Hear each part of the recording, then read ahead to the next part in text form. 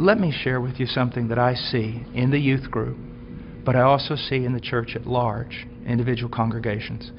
Because we have dumbed down the gospel, because we're not preaching the true gospel, and we are using carnal means to attract people. If you use carnal means to attract men, you're going to attract carnal men.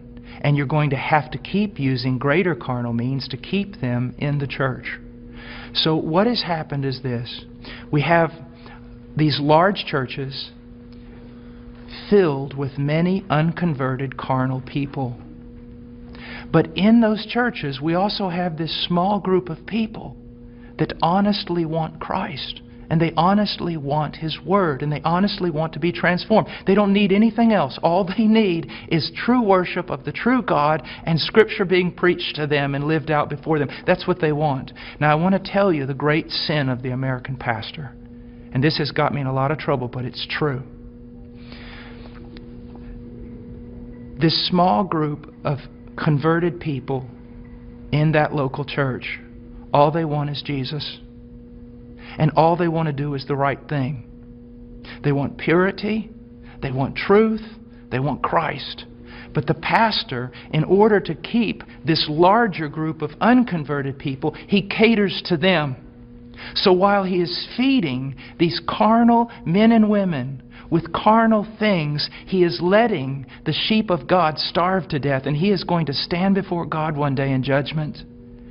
Listen, brother, if my wife was going grocery shopping, and when she was going out to her car, some men assailed her, attacked her brutally, and you walked by, and you did not want to get involved because you didn't want to cause trouble, you didn't want to put yourself in harm's way, you just wanted everything to go smooth.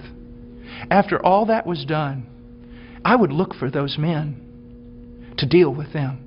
But I want you to know this, I'd look for you too. Because you had a chance to stand for my wife, my bride. And out of self-preservation or wrong ideas, you did not do it. You're just as much responsible as those men who attacked her. And that's what's happening all throughout America with pastors.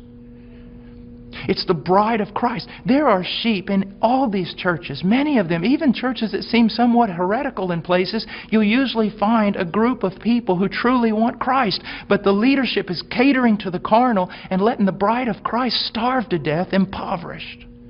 And that is wrong. And there's going to be judgment for it. And the same thing is happening to the youth. I know young people that say, you know, Brother Paul, I listen to you all the time. And I said, well, what about your church? He goes, well, they don't preach this. It's not what the other young people want. And so they give them what they want. I'm starving to death. A little child of God, it would be better than a millstone be tied around your neck than you cause this little one to stumble.